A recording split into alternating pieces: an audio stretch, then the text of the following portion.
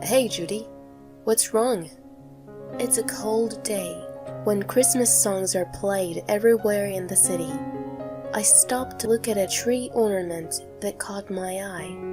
My husband, whose white breaths are clinging in the air, turns his head to look at me from a few steps ahead.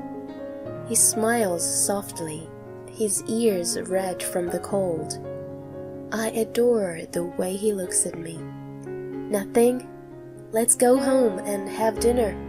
It's a hot stew for an especially cold day. I've already prepared it. Sounds great. Laughing, we hold hands and walk down the street. From somewhere, a familiar Christmas song comes into my ears. I'm Judy. What I'm about to tell you is a rather strange Christmas miracle I experienced a few years ago, and the story leading up to it.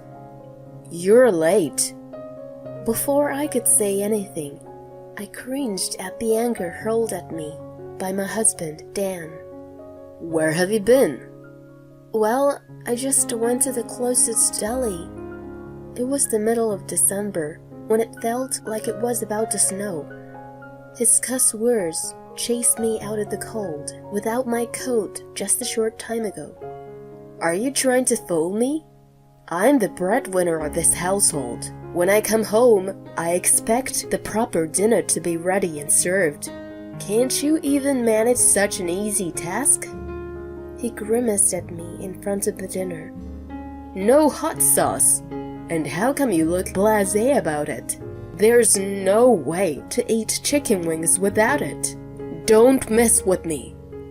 I was scolded so harshly that I rushed out of the apartment with a wallet and just came back with a hot sauce. As I gasped for my breath, he became even more irritated with me. Deli? Are you crazy? Isn't it cheaper to buy at a supermarket? He pointed at the hot sauce and rolled his eyes. You have no sense of budgeting. I couldn't resist retorting to that. Of course, I buy groceries at the supermarket, but it's far away. I told you earlier it slipped my mind to buy it today. Anyway, you get upset if the food gets cold. That's why I went to the closest shop. I did forget to add it to my shopping list and had it run out, but I was sure the chicken wings tasted fine even without it. I didn't get why he was so angry about it. His anger didn't cool down at all. God darn it! Where's your apology? I did earlier, didn't I? What's with your attitude? You're the one. My retort added oil to the fire. He continued throwing his temper at me for another hour. Who wants such stale food now? In the end, he flipped the plate with chicken wings and went out to get dinner outside. A few days later, I went to clean my parents' house that was up on sale and stopped by an old lady whom I called Grandma in the neighborhood. Listen, Grandma, your prediction was off for the first time. I didn't predict anything. The grandma who cared for me since I was a little girl said I was going too far and laughed ambiguously. No way! Everything you predicted since I was a kid came true. If they weren't predictions, then prophecies? I gave my wry smile.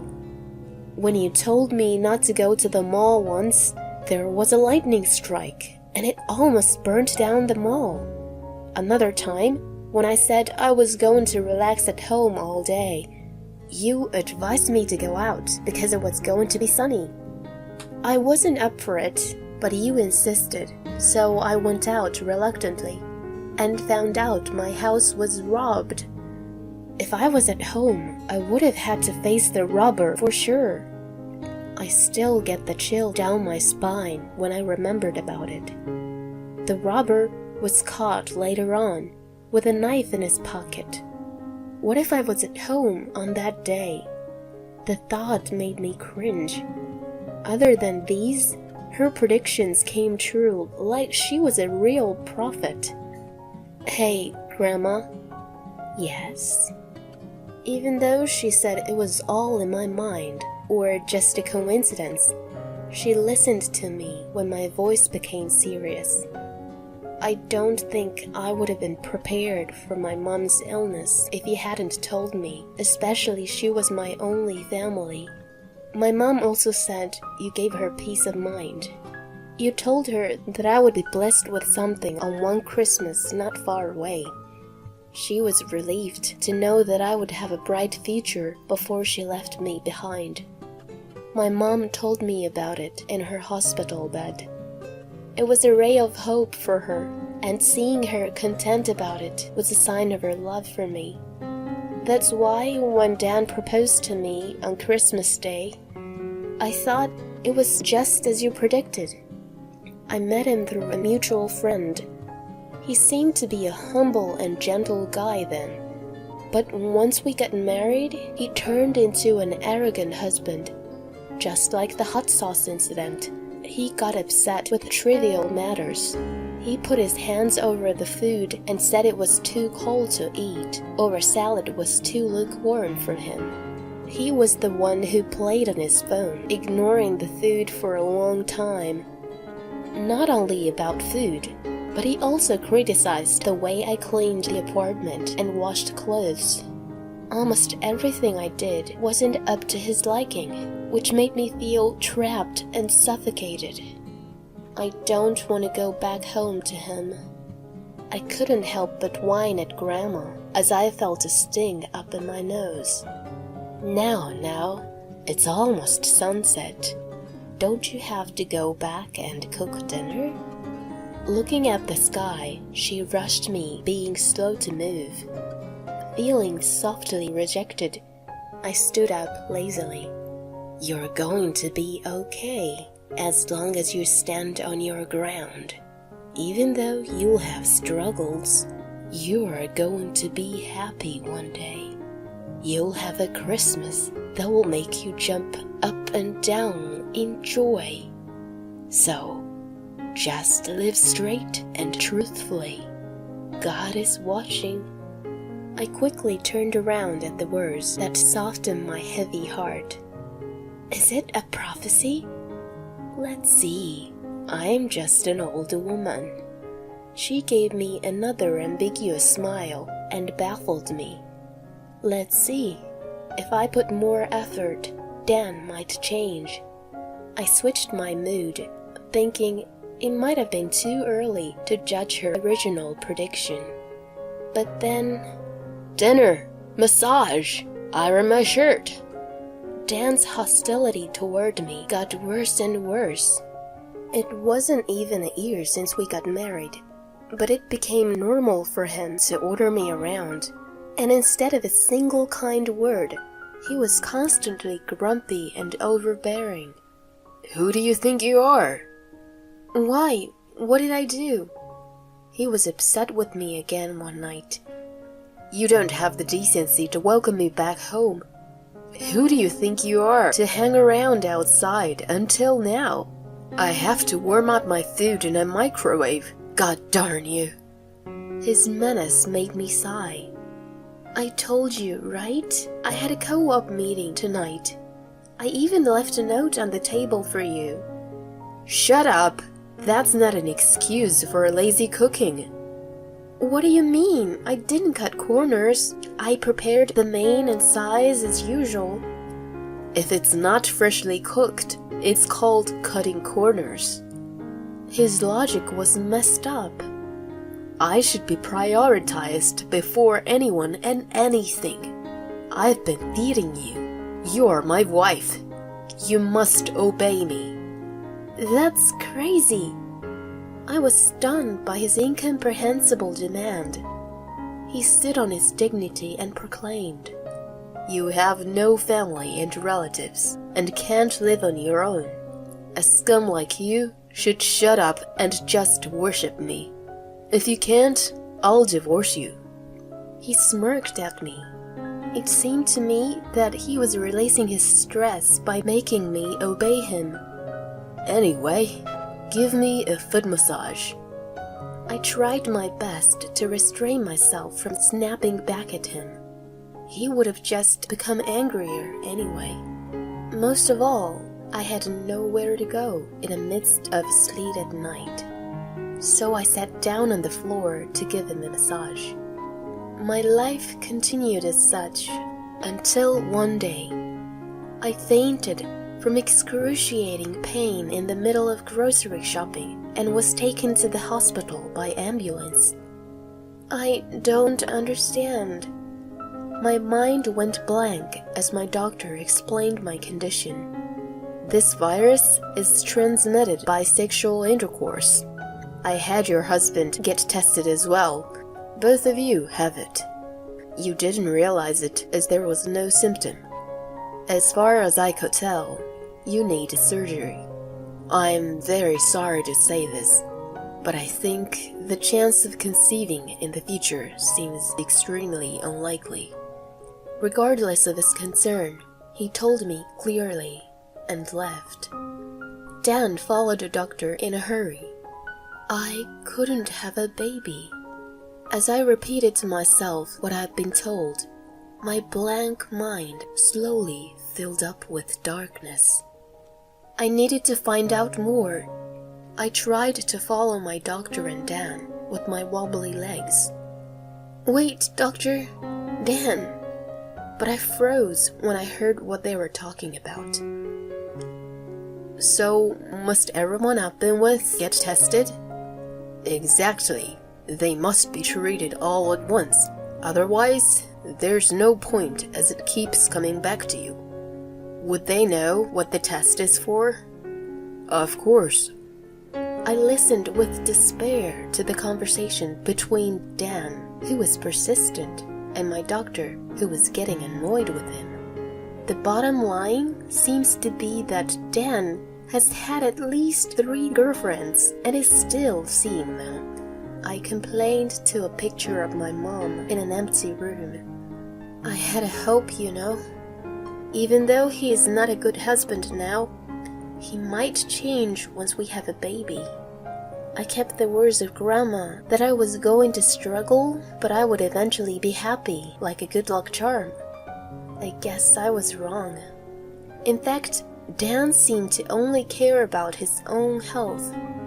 He was sensitive to his own condition and went to the hospital diligently, but he never showed any concern for me. As I lost my parents, I had a strong longing for having my own baby. I hoped for a happy family with a husband, children, and me. My tears rained down hard on a picture of my mom in my hands. Mom! A sob escaped from the gap between the fingers that clamped over my mouth. Dan suddenly appeared then. What are you wasting your time for? You haven't prepared dinner yet. Here are the divorce papers. This is your punishment for neglecting your master and making a fuss. He noisily came into the room and rained the papers down on my head as I was sitting down. You are irritatingly depressing. I'm ready to divorce you anytime. No problem for me. You're the one who's gonna be in trouble, right? Instead of slacking, do your duty if you don't want a divorce. I'm not slacking. Oh wait, there's one more punishment. I'm not giving you the living expenses this month. He looked happy, smirking, and came closer to me. I'm giving you, a scum, a chance to reflect and change your attitude. Know your place. If you disobey me, a divorce. When he finished with all he has to say, he left the room, looking refreshed. Divorce. I felt my feelings cool down at the sight of Dan's signatures on the papers. Mom, I decided. Wiping my tears from the picture frame, I spoke to my smiling mother. Watch over me. Then I kept quiet and continued living with Dan for a while. He treated me like a servant as usual, and took out his fits of anger on me. I argued back here and there, but mostly passed the days in silence. And one day, "I've told you already, I can't eat lukewarm salad, and cold stew is out of the question. How long does it take for you to get things right?" As he began his tantrum, I sighed internally and decided to act on my plan. "If I don't obey, you are getting a divorce, right?" "Right, you remember that at least. If you don't want me to leave you, reflect on your stupidity." He sneered and leaned back in a chair. "You are a bit weak upstairs, aren't you?" "What the?" He fluttered his eyes in surprise at my reply. "What did you just say?" I looked at him, whose expression showed his disbelief. "You repeat the same thing every time. Do you know what vocabulary is? You only utter the word divorce over and over. Your lack of vocabulary is quite sad." "What the heck?" "Let's get a divorce. It's totally fine with me. I'll be a stranger to you just as you wish." "What the? Are you serious?" I smiled and said my farewell words to him, whose mouth was agape, and he even forgot to get angry as usual. "I've already moved all my necessary things out of here. If there's anything you don't need, just throw it away. Goodbye." I shuffled off the apron I had bought when I got married and folded it lightly. I placed it gently in front of him and put the house keys on top of it.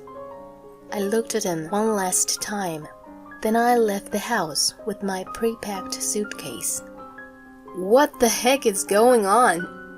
His voice chased after me as if he snapped out of his confusion. I could care less.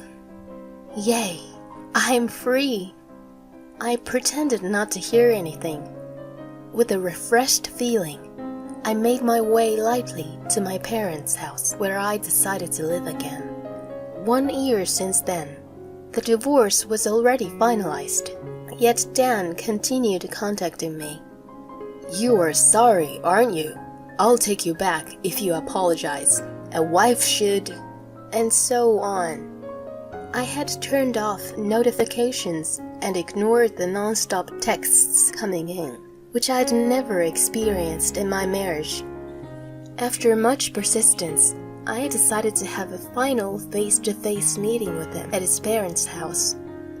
"Why have you been ignoring me?" Dan, who seemed to behave in front of his parents, spoke to me in a sensible way. "I've been texting you all this time, but you never replied once." "Oh yeah, I turned off the notification from you." "Why?" "It was too annoying." "I am annoying? Me?" "Yes, you. So, what do you want to talk to me about?" "You are..." His face slowly turned red with anger as I answered him in a deliberately annoyed manner. "What's with your attitude in front of my parents? What the heck do you..." "Oops, my bad." He finally shouted louder, but then he remembered where he was and uttered an apology that he had never made in his marriage. I thought to myself, wow, amazing. He knows how to apologize. I tried my best to resist the urge to make fun of it and prompt it onward. "What do you need to talk to your ex-wife you divorced about?" He cut to the chase, puzzled that my attitude remained casual in the presence of his parents. "Hold on. Why are you acting so strange? Aren't you struggling after the divorce? How are you living now?" He made it sound like he was concerned about me, yet he never came to check on me, even though he knew where I was. "I don't mind getting back together, if that's what you want. Doesn't it make you happy?" Not at all. I almost laughed so hard seeing his overconfidence. It doesn't make me happy, and doesn't help me in any way.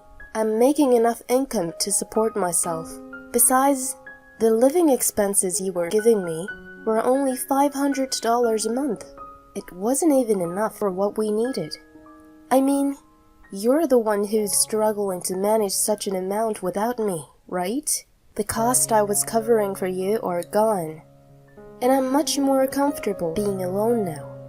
I don't understand the point of getting back together after being free.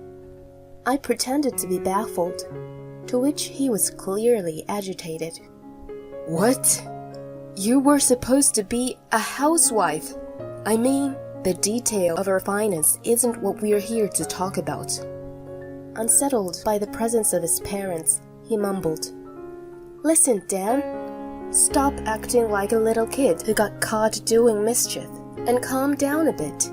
There's no point in trying to make yourself look good. They know all your secrets. What secrets? I signed him to be quiet and revealed the answers. You're mistaken about me. I wasn't just a housewife. I told you that I used to live abroad because of my late father's work, right? I used the German I learned back then to translate at home.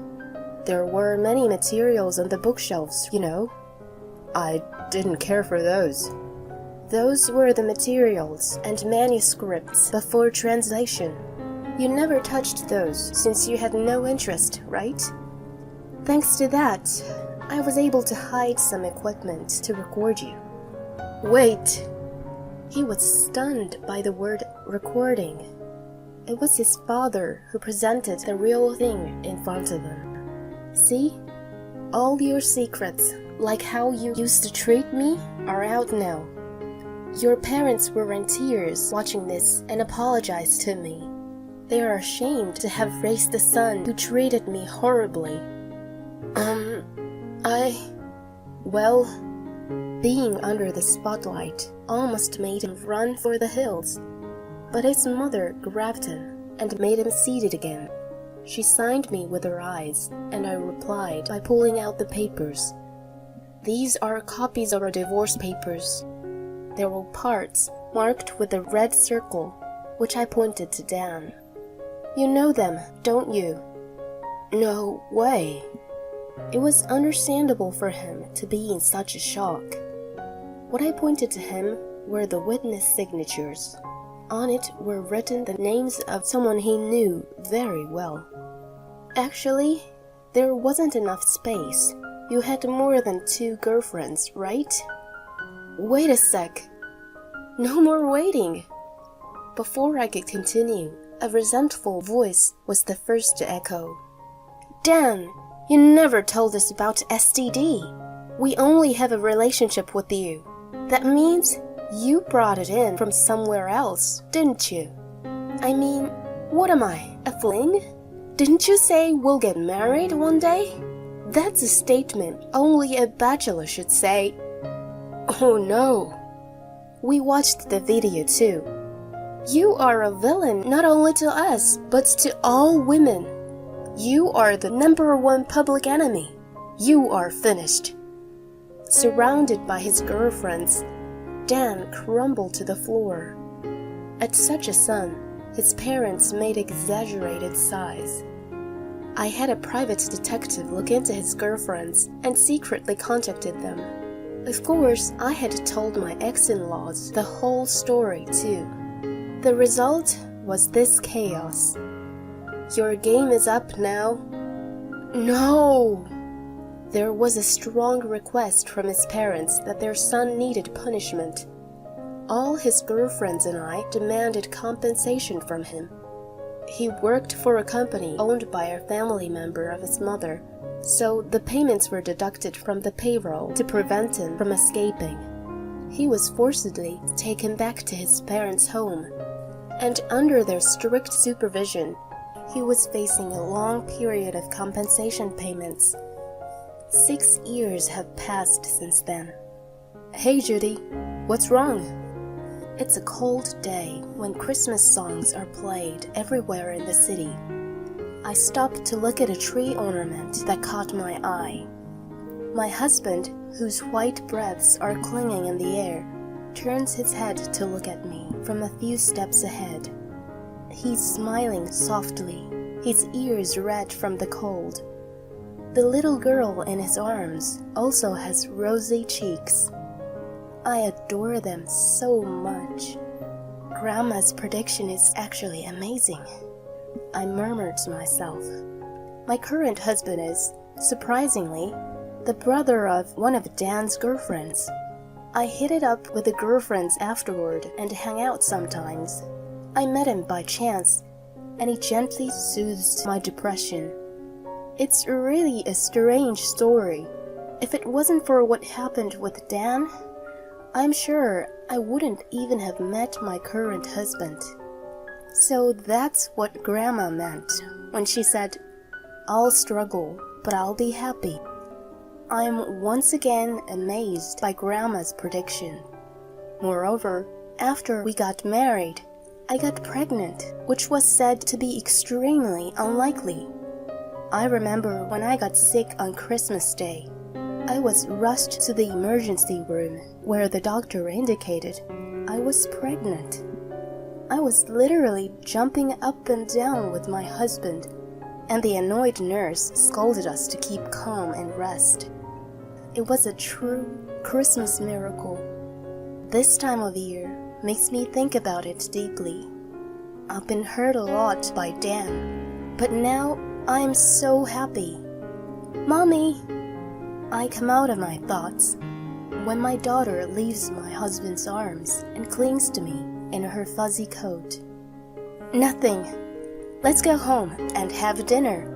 It's hot stew for an especially cold day. I've already prepared it. Sounds great. Yay! Laughing, we held hands and walked down the street. From somewhere, a familiar Christmas song comes into my ears. On the wedding day, my husband said that he can't marry me because he has a wife and a child. Today, I'm going to talk about my marriage story full of laughter and anger. So please listen to me. My name is Ella. I'm 27 years old. I work in the fashion industry. I met my boyfriend James, who is 5 years older than me, at a local marriage activity party. Why did I go to this party? My friend had just broken up with her boyfriend. She asked me to come with her. I didn't care if I got married or not, so I thought I'd just drink and eat and go home. But then, James approached me. He contacted me as soon as we were connected on social media. When I met him, he praised me highly. I was comfortable with him. I was used to dating cool guys, so his direct reaction was something new for me. And we ended up going out. Well, in short, I was flattered by him. We both lived alone. Soon, we were going back and forth to each other's houses. The more time we spent together, the closer we got. And he began to show little by little his true self. But at that time, I didn't notice that anything he said or did was strange or that something was wrong with his behavior. The one thing that sticks out in my mind is when he was taking a bath, there was an incoming call on his phone. The screen lit up, and when I looked at it, I saw the word Kansas. He came back from his bath. I asked him, "Who is Kansas?" He said, "Oh, my boss. I've recently been transferred, so I've forgotten who she is." He answered with some impatience. She has an unusual name, doesn't she?" "Oh yes, that's right. It's something like, some country name." I wondered what he was in such a hurry for, but I didn't question it that much, so I didn't pursue it any further. I didn't know that this was a harbinger of terrible things to come. Looking back, other strange things happened too. The day after he stayed at my place, I borrowed his car to go to grocery shopping. His car was easier to maneuver in the supermarket, so we used to use his car. After breakfast, he went back to bed to get a nap because he was tired from working overtime the day before. I decided to go alone. I got into his car and operated the car navigation system to check traffic jams. It showed a history of directions to my house from an unknown location. He said he worked late at the office and came straight to my house. It is almost a straight road from his office to my house. The place where he left according to the car navigation was the opposite direction from his office. But I was carefree. I thought he was checking out the place where he was going to go for business. I took it as a good thing. But there was also a hidden reason behind the incident. We continued our relationship, and he proposed to me. I had no reason to refuse. I was in love with him at the time, so I accepted his proposal, and we were preparing to get married. On our anniversary, 1 year after we'd started dating, we booked the wedding venue and proceeded with all the arrangements. It wasn't a fancy ceremony, but the preparation for the wedding was still very exciting. The first time I tried on a wedding dress, I was so happy and excited. The guests were only my closest friends and family. My parents, my sister, and a few relatives. James' parents had passed away, so his aunts, uncles, and cousins were going to attend. Preparations were progressing steadily. All we had to do was to wait for the ceremony. But a week before the wedding, he started to say some strange things. I'm feeling kind of sick. What if I collapse on the wedding day? The weather forecast is for rain on the day of the wedding. Do you think it's safe to hold the ceremony? Honestly, I thought like, what the hell is he talking about? What the hell is he thinking? If you're not feeling well, take care of yourself. The chapel and the ceremony are both indoors. Rain doesn't matter, right?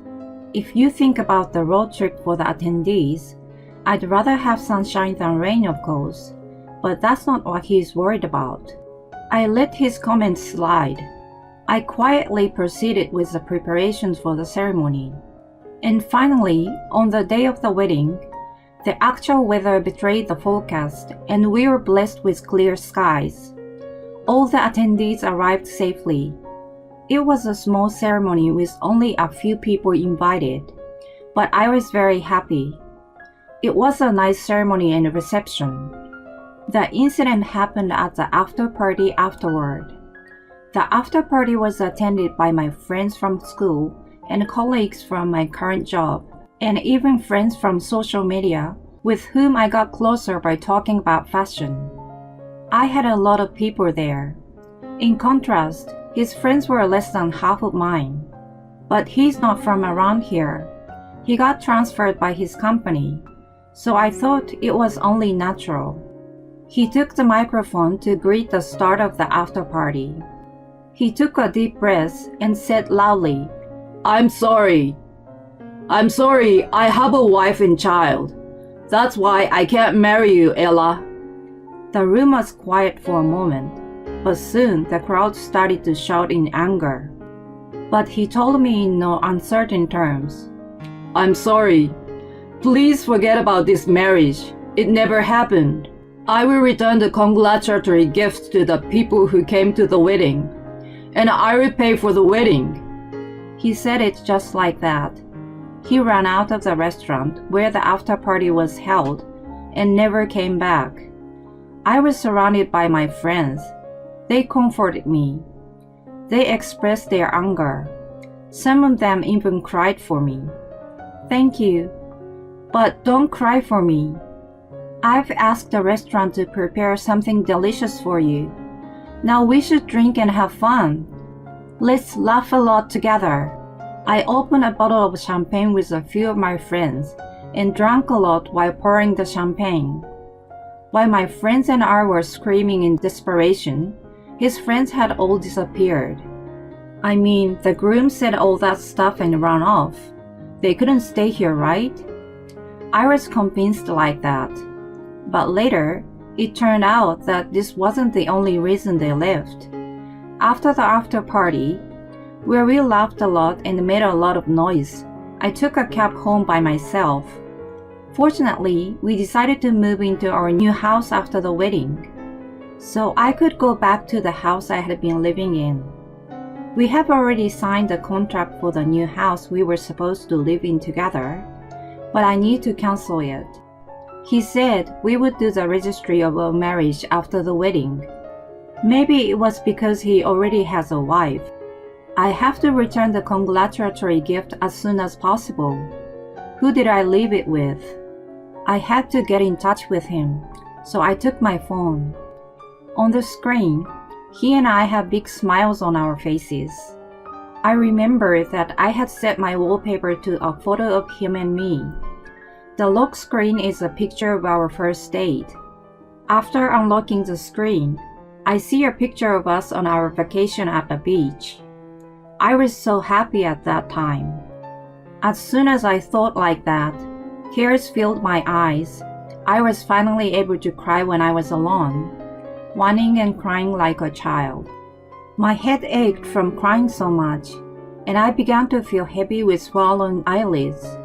Don't think I'm going to let you get away with this. I will never forgive you. I mumbled in a low voice, with full of anger. After that, my memory was cut off. I must have fallen asleep, as if someone turned my battery off. When I woke up, my head was clear, but my mind was a blur. But I thought it was only natural. I didn't touch my phone for a while, and there was thousands of messages and incoming calls. I first called my parents, who were staying over for the wedding. My parents were informed about the incident of the groom's bombshell via a friend who attended the after party, and they were extremely worried about me. Anyway, I want to reassure everyone I met yesterday. So to those who came to the ceremony and the after party yesterday, I sent a message. I'm okay despite everything that has happened. I have calmed down. I will let you know if there is any further information. After that, I asked my closest friend to come to my house. My best friend knows my personality very well. I wanted to talk to her about what I was going to do. Of course, I'm not going to let that guy get away with this. I won't just ask her for advice on how to harm him more than he already did to me. James' phone was, as expected, disconnected. He must have blocked me or changed his number. First of all, I had to find out whether it was true that he had a wife and a child. I asked my friends who attended the after party. I would like to hire a detective to find out the groom's background. Does anyone have any experience with this kind of things? I sent this kind of message. Then, I got a reply from a colleague at my workplace. She got a connection to a detective agency because her friend used it when she got a divorce. I immediately contacted the detective agency and asked them to investigate. It took them less than a week to find out who James was. As a result, he indeed has a wife and a child. Furthermore, he told me his parents were dead, so that's why he called his close relatives to attend the wedding. But actually, his parents are still alive. They live in the near town where his wife lives. I also found out that he came to my city as a temporary post away from his family, and that he went back to the house where his wife was waiting for him about twice a month. With all this information, I started to make a move. 3 days later, I got a paid day off. First, I went to James' parents' house. They seemed a bit anxious because a young woman, a stranger, came out of the blue to visit. I got down on my knees in front of his parents, who were wary of my presence. Please, I beg you, I want to marry James no matter what. His parents panicked and asked me what has happened. I showed them the wedding photos and explained briefly what had happened. They wanted to hear the full story, so they let me in the house and I told them everything. I told them that I had met him at the marriage activity party and almost got married. How he dropped a bombshell at the after party of the wedding and ran away. As I was telling the story, I felt like a tragic heroine. I was surprised that I even cried, but I used my tears for my acting as a poor woman. After he disappeared at the after party, I couldn't get in touch with him. Somehow, I only found out where his parents lived, so I just had to barge in like this. Where's James now? Where is he? Can I marry him? And then, his parents looked at each other and said, I'm sorry, but James indeed has a wife and a child. I didn't hear about their divorce, so I don't think he can marry you. I exaggeratedly broke down in tears. After that, I said, I understand. I apologize for my behavior. I give up the marriage with James. I pretended to back out and left his parents' house. I left the wedding photo at his parents' house on purpose. I intentionally left it. I wanted his parents to see the evidence of what James had done. When I left their house, the next step was to call his wife. After greeting her politely, I started to explain. I am a woman living in the neighborhood where James lives now. James and I went out, and we even made a promise to marry. Even though I didn't know he was married, I'm sorry for what I did to you, who is his wife. I revealed everything at once. Now, what is her reaction? Would she think it's a prank call? Or would she panic and get angry? His wife's response was neither of them. She took a deep breath. If that is true what you are saying, I would like to meet you and talk with you face to face. She said that in a clear tone of voice. I met her at a cafe a few hours later. His wife was calm and seemed intelligent. We talked for a few hours, but she was not once distraught during that time. We exchanged our contact information for the future and parted ways. About a month later, she contacted me. I got ready with my parents and went to visit them. I went to the parents' house of James' wife, which was just a few minutes away from the house where James and his family lives. The people who gathered there were his wife and her parents, me and my parents, James and his parents. Their child stayed at home and was not with us. We were taken to the guest room, and as everyone took their seats, the discussion began. A gong rings in my brain to announce the start of the fight. Now let the battle begin. James opened his mouth first after being poked by his father. I'm sorry that you all gathered like this. I apologize. Ella, I'm sorry I couldn't marry you, but I'm not lying about how much I love you, Ella. I love Ella, who is beautiful and healthy. Then what am I? His wife asks coldly. I love you, Kansas, too. You take care of me like a mother. You work as a caregiver. That's why you're good at taking care of me. While he was talking to his wife, I was reminded of a phone call I saw when we were dating. He took advantage of my misunderstanding and just lied that it was his boss's name, but actually, it was his wife's first name. It was a conversation full of lies. That's so ridiculous. James, let me ask you something. You say you love us both, me and your wife, Kansas. But what if you had to choose between us? I can't do that. That's why we're in this mess. It's called bigamy, right? I didn't realize that marrying two women would be a crime. I wanted to call off the wedding, but I didn't have the courage. I just got scared and ran away. You say you didn't realize it? No one would agree to that. That's enough.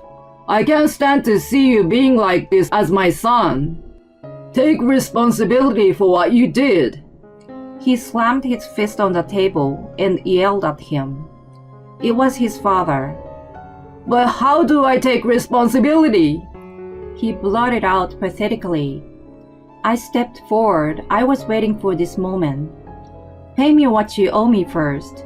The wedding and after party expenses. Instead of pretending the marriage never happened, you said you'd pay for it. and alimony for the emotional and social damage caused by you. I think it will be at least $3 million in total. What? Next, it is Kansas' turn. I want a divorce. Of course, since it's your fault, I will ask you to pay alimony and child support. I will never give up custody. I don't want that kind of divorce. I don't want to be separated from our child. Besides, if something happens to my parents, who is going to take care of them? Huh? I and Kansas gave the same reaction. But this is a matter of married couple. It's something that should be said by the parties involved. I gestured for Kansas to go ahead and step back. James, if anything happens to your parents, you take care of them. I'm a caregiver, but I didn't get the qualification to take care of your parents. Even if you say you don't want a divorce, I have proof that you cheated on me. I will definitely ask you to divorce me. Proof? In front of him, crying and sputtering, I rolled up my arms and stood up in front of him. I'm the one you cheated on her with. I didn't know I was your cheating partner. There is plenty of evidence that you and I almost got married. Besides, you also had other women besides me. How did you know? It wasn't me who found out about the affair with the woman he met through a dating app, but the detective who did the background check on him. The detective was following him to check out his home. It just so happened that he saw him going into a hotel with a woman other than his wife. So I asked him to investigate the affair incidentally. You are so sloppy. You went on dating apps and talked to girls. You lied about being single again. Now that I think about it, you even set your car navigation system to take you from a motel to my place. How could you do such a terrible thing? And then you tell us you love us. Who would believe that? Me smugly with my phone in my hand. I feel like a heroine in a movie. He collapsed and mumbled helplessly. Cheating is just cheating and not something serious. My ex-girlfriend said I could do it as long as I didn't get caught. That might have been fine with your ex-girlfriend, but it's not the same with me or Kansas. I'm not like that, and neither is she. Ella and Kansas, you are two very different types. I love you both. I didn't want to break up with one of you. Unfortunately, we both hate you more than anything in the world. I said it directly and went back to my parents. And once again, I stood in line with my parents to apologize for both to James and Kansas' parents. I'm sorry for the trouble I've caused. I was planning to get married to James. I was very shocked by what happened. But now that you've invited me here, I could say everything I wanted to say to him. I will ask my lawyer to take care of all the alimony matters. I don't think I will see you all again. Even though I didn't know, I'm so sorry for the damage I've done to you and your relationship. I'm truly sorry. And because I didn't have to be there when they discussed their divorce, my parents and I left them alone. When I heard his bombshell at the after party, I felt so gloomy that I thought it was the end of the world. But at this moment, I was in a sunny mood like a blue sky after a typhoon. I took up my phone and sent a message to all the members of the after party. A lot has happened, but it's all over now. The sky is clear. I'm fine. Let's have another drink together soon. I will give you the details then. So what happened to that lousy guy? He paid me for everything. Maybe his parents took over for him. My best friend and I are relaxing in a room at a luxurious hotel, glasses of wine in hand. We are going on a little getaway when it's all over. That is what she promised me during that incident. I agreed to the plan. Hey Ella, that's not what I meant. I've heard before that you received money from that man. I mean, that guy. Didn't he suffer some kind of punishment or something? I heard he's being hurt enough to deserve what he's done. My friend said with a twinkle in her eye. Tell me more. I told her what I knew. The cost of the wedding, the alimony to me, and the alimony to his wife after their divorce was finalized, and child support. That alone would be quite a lot of money. Plus, he had debts. All of the groom's relatives and friends who came to the ceremony and the after party were all paid agents. Because of the number of people who attended, the bill from the agency was quite a lot. He couldn't pay it with his savings, so he borrowed money from a bank. The address of his parents' house was changed to a rental apartment. Kansas said he must have sold the parents' house to pay off the debt. Wow, that guy's parents went through a disaster. True, but they made sure they get back the money he owes them. And they're not going to have any other kind of a relationship with him. I heard they are going to cut off all ties with him. And how is he doing at work? I heard he is still working at the same workplace. It's hard to hide what has happened because it was such a big incident. People at his work know about everything, so I heard it's not very comfortable. My best friend smiled and said, she's relieved that he got that punishment. I agreed with her. I laughed, I got mad, I got angry. It's been a really busy few months. I've had a lot of hard times being stuck with a jerk. But more than that, I had a lot of support from my parents. I've had a lot of encouragement and help from so many people. No matter what happened, I realized that I'm not alone. I don't know if I will ever want to get married again, or if any bad things will happen again, but I'm sure I will be fine. I will smile and do well tomorrow. Getting revenge on my husband and mother-in-law, who threw me away since I was infertile. My name is Emily, and I have been married for 5 years, and I am a stay-at-home mom. I have always had a hard time having children. When we got married, my husband Jackson and I talked a lot, and we almost called off the marriage once. Jackson still wanted to marry me, and as a result, we have come to this point. I have been seeing an obstetrician regularly, but so far, no problems have come up. Then one day, I received a text from Jackson, and I couldn't believe my eyes. This isn't something I should do over text, but I need to tell you something important. What's wrong? It's hard to tell you. Huh? What is it? If you don't tell me, I'm going to struggle to finish my evening work. The truth is, I was thinking about divorce. Divorce? Who and who? You and me. Who else? This is definitely a conversation that shouldn't be over text. But why? Do we have any issues? Well, is it because I can't have children? There's that, but also, I already made one. Made what? A baby. Huh? With who?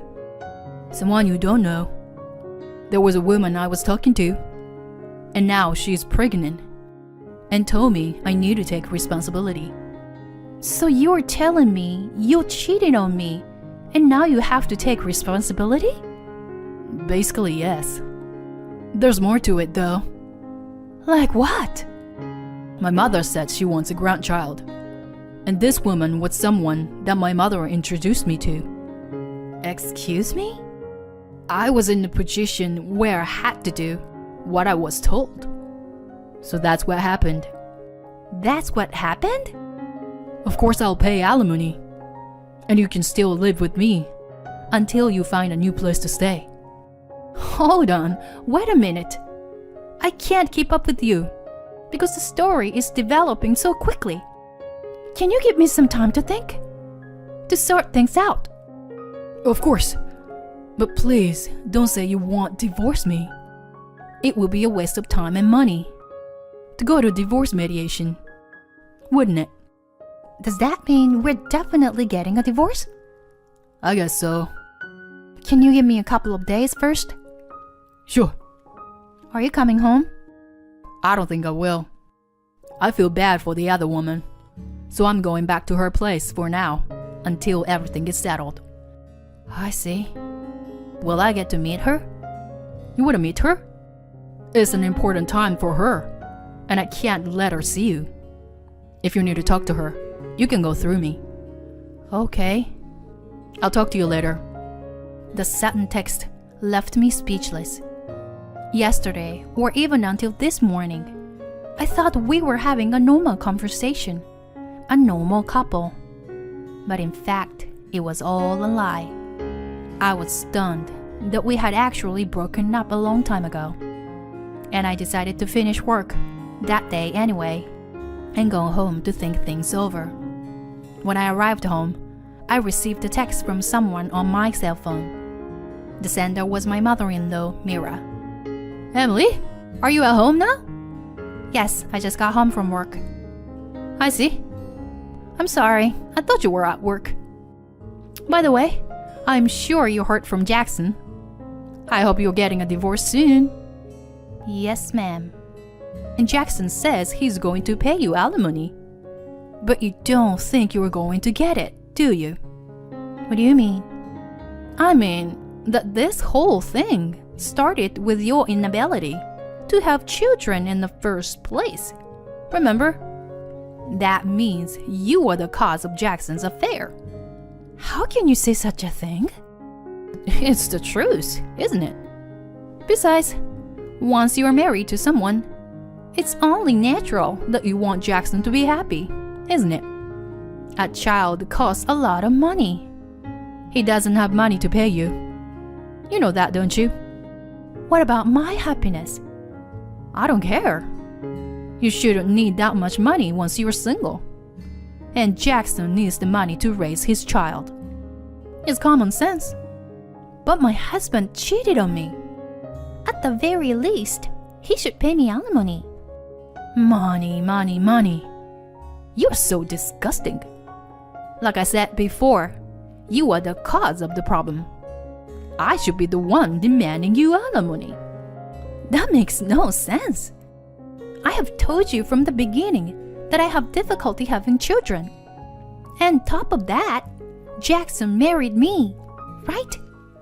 And then this betrayal. I don't know anything about that. Anyway, he's not going to pay alimony. That's all I'm saying. Bye. This outrageous text from my mother-in-law followed my husband's text earlier that day. My life was ruined. I somehow made it to work the next day, but I was feeling terrible. I had no life, and the people around me were very worried about me. However, I couldn't talk about this kind of thing to the people around me. I had no choice but to say, I'm a little sleep deprived. Then, as if to push me further, I received another text from Jackson. So, are you ready for the divorce? You should have had enough time by now. I've already come to the decision. It's just a matter of what you will do. But you just asked me yesterday. I can't grasp everything that quickly. There's nothing to be confused about. You just need to agree to the divorce without being stubborn. I'm going to start living at home with my lover now.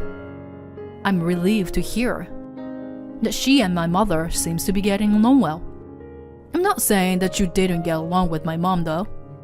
It's just the infertility thing was a bit of a problem. I see. You were moving in together. And, you know, about the other day, about the alimony. What? I talked to my mom about it, and she said it would be wrong for me to pay it. Yeah, your mom texted me and told me that. She said, of course I would get cheated on because I was infertile. If you say it like that, I sound like the bad guy. That's not what she meant. This is the best thing for the both of us. I'm also talking to a lawyer about our situation. A lawyer? Oh, but don't get me wrong. I'm not looking for a lawyer to come in between us. I'm just asking for legal advice. I see. About the alimony. How about offsetting it with the fact that we can't have kids? I think that's a pretty good compromise. What do you think? What do I think? We talked a lot about my inability to have children before we got married. We even talked about not getting married at all. But you said you were okay with that. So we got married, didn't we? Did I say that? I remember it was kind of vague and ambiguous. It was like, let's just think about it after we got married. What are you talking about? It's a matter of great importance to me. And you can't just decide on a simple matter like that. But you don't have any proof, do you? Then you don't know the truth, right? But I know it's hard with so much information. But please, come to a conclusion as soon as possible. You don't want to have to go to a lawyer, do you? If I don't get an answer by the end of the week, I'll file for divorce on the grounds of marital breakdown. We're adults. So please, cut me some slack. Bye now. I was speechless at how one-sided the argument was. But Jackson's text made me feel determined while I was in a mess and in shambles. I immediately consulted a lawyer.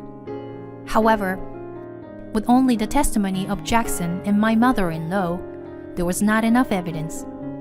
It would be difficult to win a lawsuit in the current situation, and although it is not impossible to ask for alimony, it would take a long time. So it was not recommended for me to take action. I was at a loss for what to do. On my way home, I received a text from my mother-in-law on my cell phone again. Have you made your resolve yet? Resolve? What are you talking about? You know, about your divorce with Jackson. Why is it taking so long? I should be demanding alimony from you. Feel free to do that. Your son is the one who cheated on me. What are you talking about? You don't have proof of that. I have the testimony from you and Jackson. That's not enough evidence, I'm afraid. But I've checked with my lawyer, so I'm sure.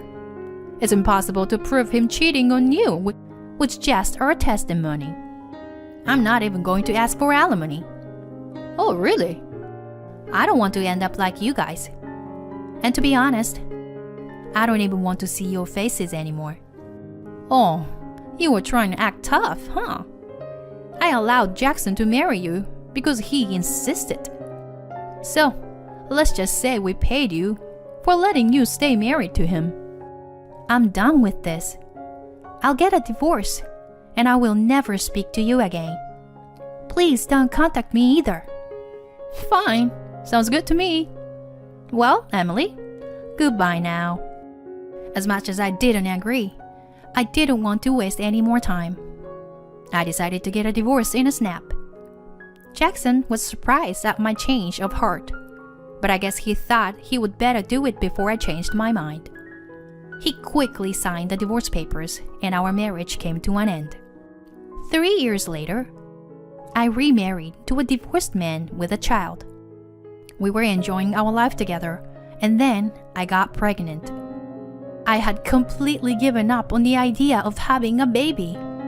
So my husband, who knew the situation, and I were overjoyed at the surprise. Then, on the way home from my first visit to an obstetrician, other than for fertility treatment, I received a text message on my cell phone from a person I did not expect. Hey, Emily. Could it be Mira? Yes, it's me. Don't wear my name out. I heard that you got pregnant. Is that true? Where did you hear that? So, it's true then? I forgive you for everything that happened. So come back here. I'll adopt the baby if you insist. Excuse me? What are you saying? Why are you asking me to come back after 3 years? I don't understand. Jackson's second marriage was to an extraordinary woman. She gave birth to a son. When he got his blood type tested, it turned out to be type B. Jackson and that woman are both type A. So there is no way they could have had a B-type baby. When I asked her who she had an affair with, she just said she didn't have an affair with anyone. When I told her I didn't want a wife who would beg for alms, she and her baby left Jackson. What? Really? Really? I was in trouble. And then I heard that you had a baby. I mean, are you sure the father isn't Jackson? Of course not. The timeline definitely does not line up. Oh, really? Well, okay. Anyway, I thought that you, who works and can take care of the house, would be a much more suitable wife for Jackson. So, when can you come back? I've got a lot of preparation to do.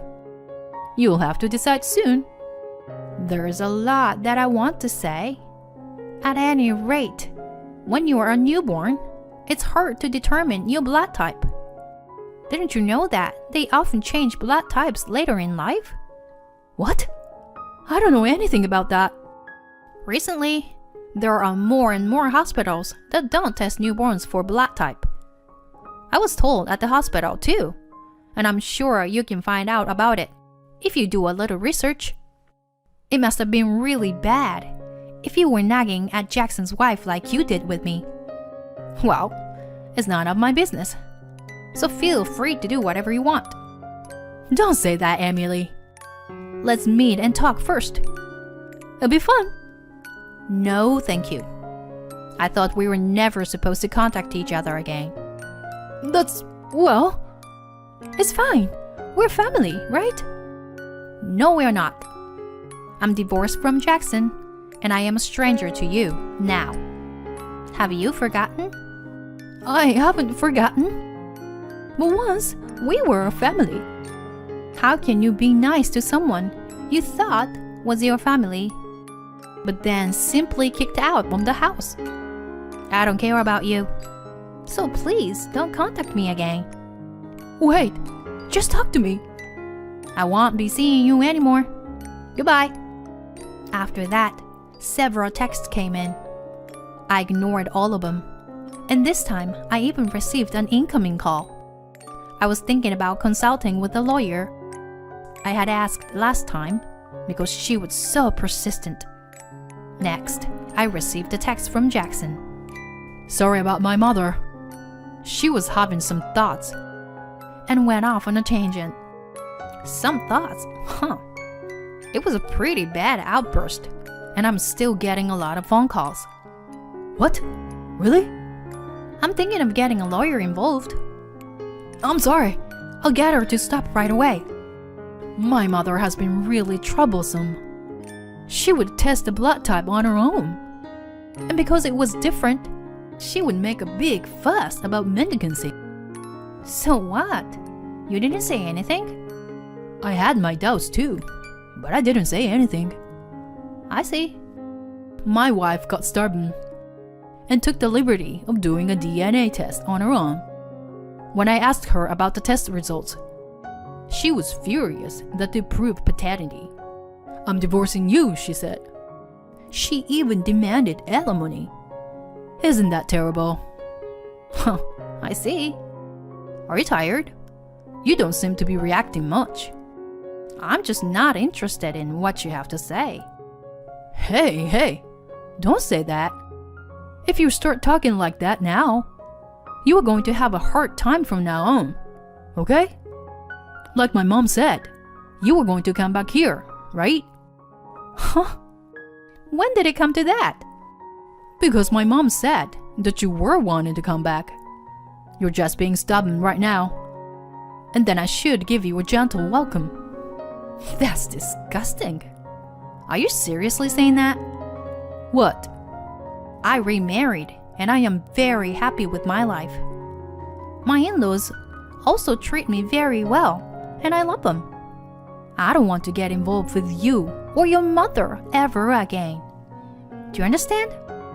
No, but if you don't come back, I'll be on my own. Emily, are you okay with that? I'm fine with it. Even if I demand alimony and you go broke?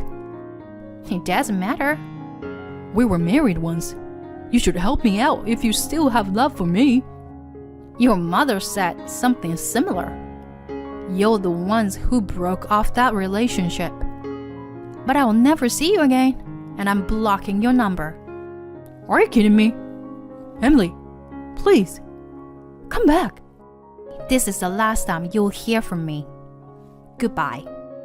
After that, I left everything in the hands of the lawyer I asked for as quickly as possible. This is what the lawyer told me.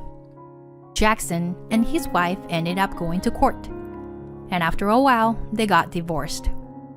Jackson's financial situation is very bad due to paying alimony and child support, and the story seems to have gotten out to his company from somewhere. It seems that even within the company, rumors began to sneak around behind his back. In the same way, rumors about the divorce spread through his relatives. And now, his family does not associate themselves with him or Mira.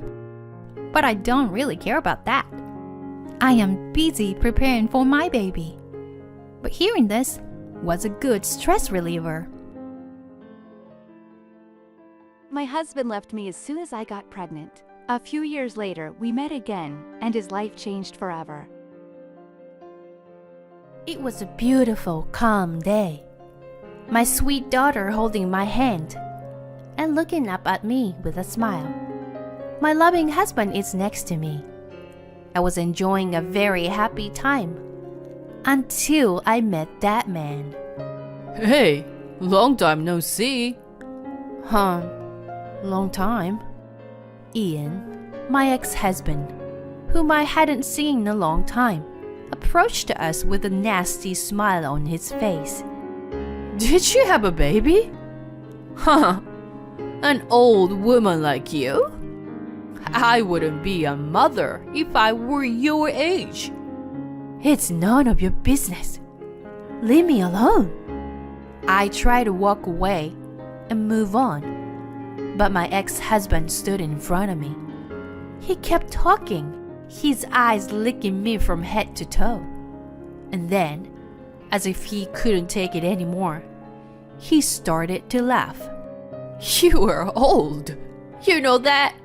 How disgusting. Hey, you're her new husband? You lose your life if you don't think about what's good and bad for you. I can't believe you married this old hag. The words with my ex-husband never seemed to stop. I clenched my fist when I couldn't take it anymore.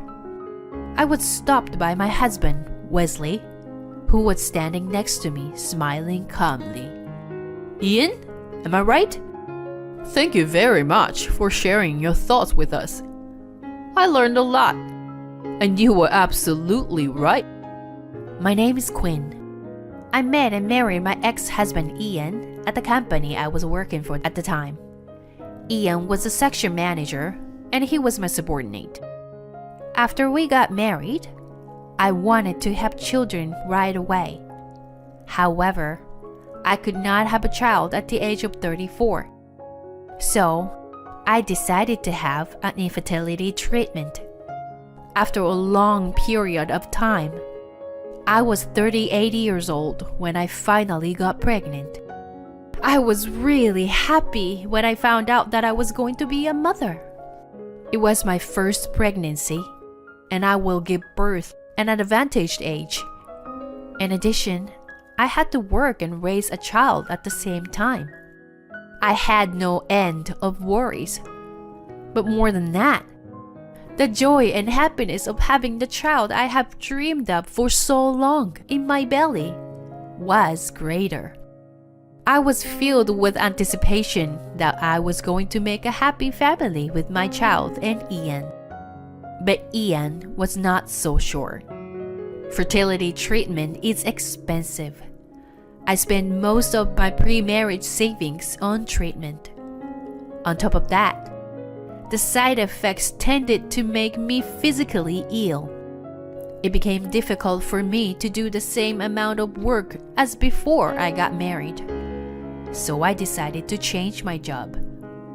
After changing my job, my salary dropped to half of what it had been before. I was able to work less and concentrate on my fertility treatment with peace of mind. However, Ian had grown tired of me. The truth was, Ian seemed to like me because I worked hard and made good money. At the time, there was no sign of marriage for me, and I was on the road to success with my work. He took notice of my good earning ability, and that was the reason he married me. And yet, after we married, I said I wanted to have a baby. Ian didn't forgive me for changing jobs so easily and undergoing expensive fertility treatment. So he slapped divorce papers on me and left me. I would stand for a while at how easily our marriage ended. But I had to be strong for the sake of this child I was carrying in my belly. I had to raise her well on my own. I explained the situation to the company and worked my butt off. With the help of my parents, I managed to give birth to my child. When I finally held my baby girl in my arms, I felt like the happiest in the world. I couldn't stop crying with happiness. But the one who was even happier than I was my new husband, Wesley. I met Wesley as a business partner at my former company. At that time, we had a good relationship as business partners. He was very disappointed when I resigned. After a while, we met again as business partners at my current company. He knew about my situation and was very kind and concerned about me. Wesley and I had always thought well of each other. It didn't take long for us to become close in our private life as well. Before the birth of my child, I remarried Wesley. And for the next few years, I was very happy. Wesley loved my daughter Ruby very much, even though she was not his own child. He takes care of Ruby to the point of overprotectiveness. After giving birth when I became ill, he told me not to push myself too hard. He took care of the housework and Ruby almost by himself. I knew Wesley truly cared about me and Ruby. One day, we went for a walk in the park nearby. The weather was nice and Ruby fell asleep right after we got to the park. Then I saw a familiar figure walking ahead of me. I quickly took Wesley by the arm and tried to go the other way. But it was too late. The person who seemed to have noticed me looked at Wesley and Ruby with a surprised expression on his face. He then approached us with a smirk and a nasty smile on his face. Long time no see. Ian, long time. Did you have a baby? Yeah. You got a problem with that? No. I'm just wondering how could an old woman like you be a mother, you know? It's none of your business. Leave us alone. Ian stands in front of me as I try to avoid him and move on. After moving his gaze to lick me from head to toe. As if he couldn't stand it any longer, Ian started laughing. You are too old to be a mother. You know that? It's disgusting. Ian's words never seemed to stop, and he looked into the stroller. Your kid? She's ugly. Just like you. Please, don't you dare say one more word, or if it was just about me, I could put up with it. But I couldn't take it anymore when someone makes fun of my child. Ian narrowed his eyes in amusement as I took a step forward. Before I could open my mouth, he quickly shifted his gaze to the side. Ian was looking at Wesley, who was right beside me. I can't believe anyone would marry this old hag. And she's got a kid with someone else? Really? Stop it. It's got nothing to do with you.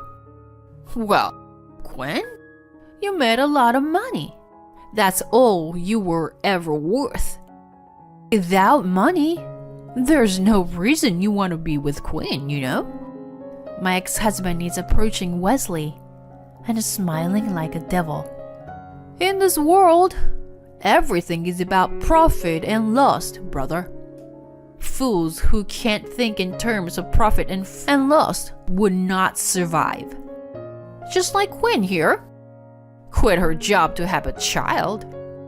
Those who don't understand profit and loss will just fail. You'd better watch out too, Mr. New Husband. Maybe you were the kind of person who doesn't understand profit and loss when you married Quinn. Ha ha ha. Ian's loud laughter echoes in the peaceful park. He made fun of not only me, but also my child and Wesley. I couldn't stand it anymore, and I clenched my fist and was about to approach my ex-husband. Then Wesley, who had been silently watching over the situation, restrained me. Quinn, wait. Calm down. Wesley, I can't stay silent after being told something like that. I understand how you feel, but violence is not acceptable. Wesley smiled at me, and I lowered my fist. Quinn, do you know this gentleman? He used to be one of my subordinates at the company I worked for. I didn't dare tell him that he was my ex-husband.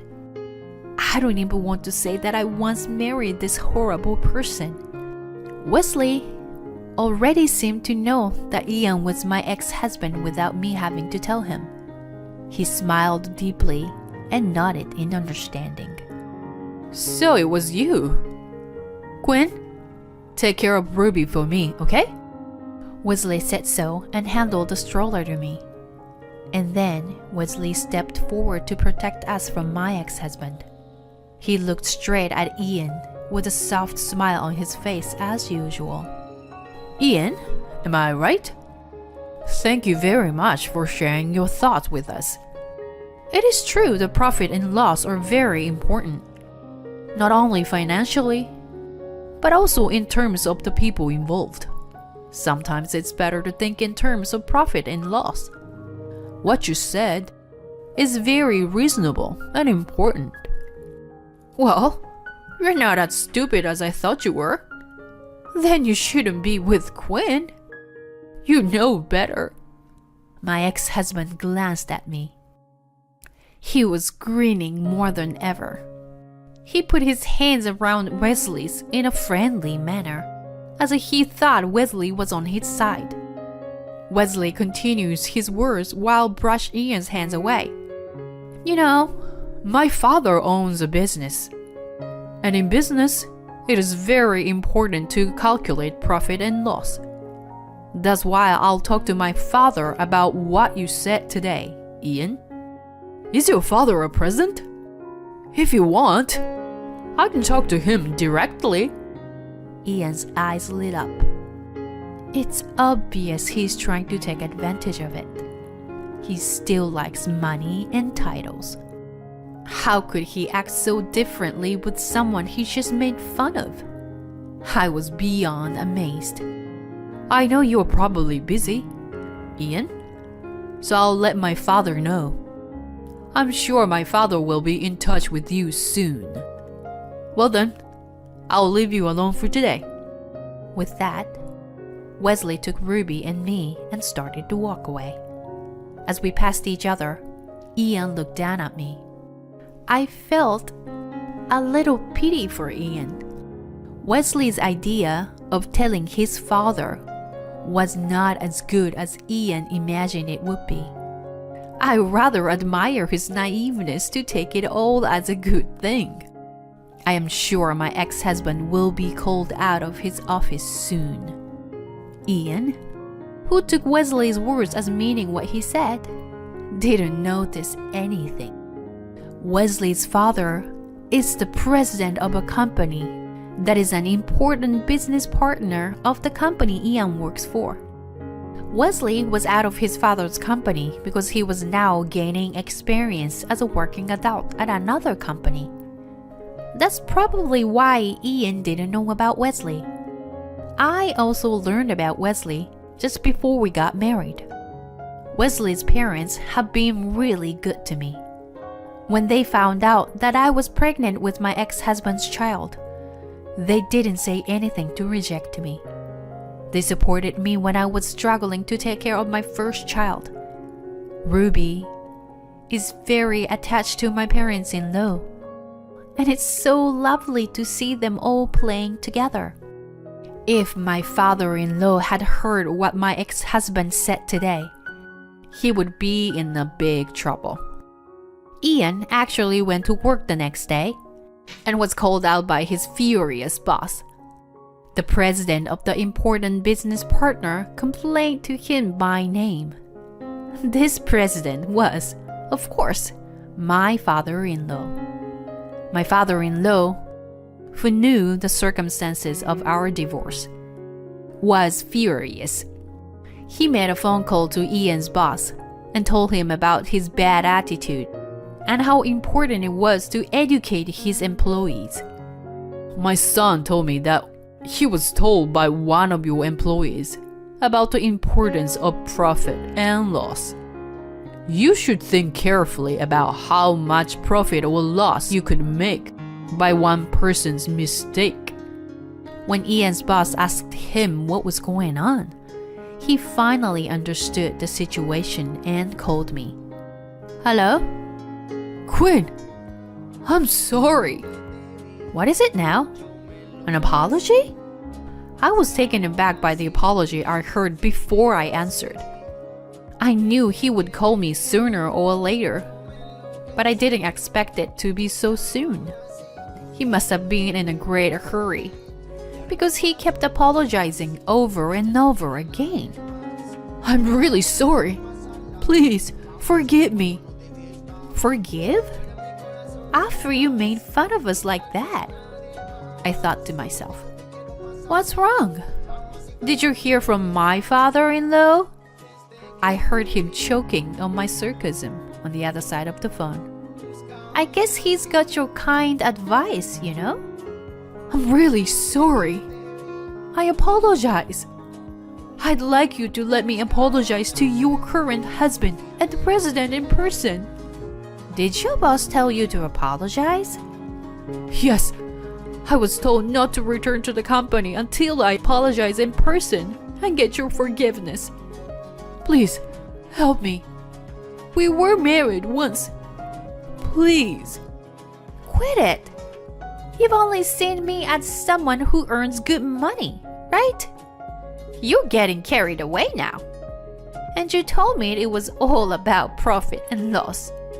For me, it's a loss to keep you near my husband and my father-in-law. Talking to you who made fun of my daughter and my husband, it's nothing but a loss to me. So this phone call is such a waste of time for me. If you understand, don't call me again. No. I hung up the phone without hearing Ian's last words. He had said a lot of horrible things to me, and I still didn't have enough to say. But at least I feel a little better.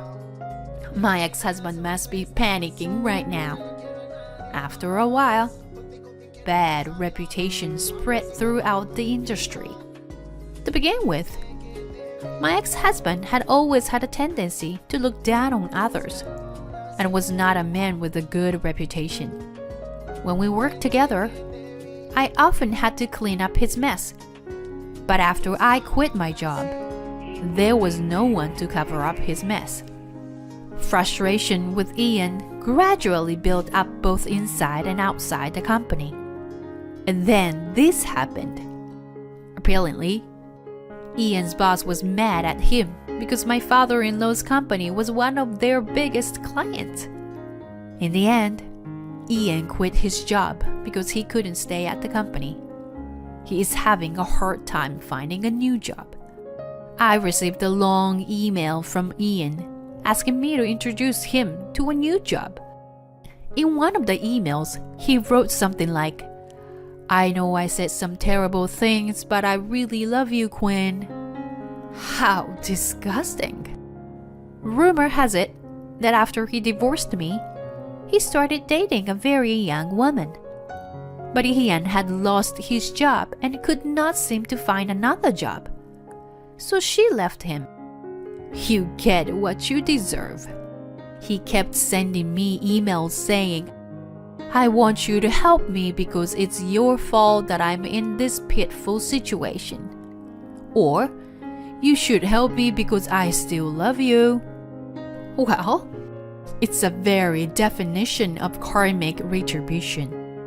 I've been ignoring all the emails, but the frequency of them has been increasing lately, so I'm thinking of blocking them. I'm still living happily with my loving husband Wesley and my daughter Ruby. Recently, Ruby had started to talk, and I can't take my eyes off of her. Ruby is growing up so fast.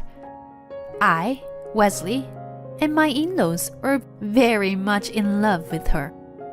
I would like to keep this family happy forever.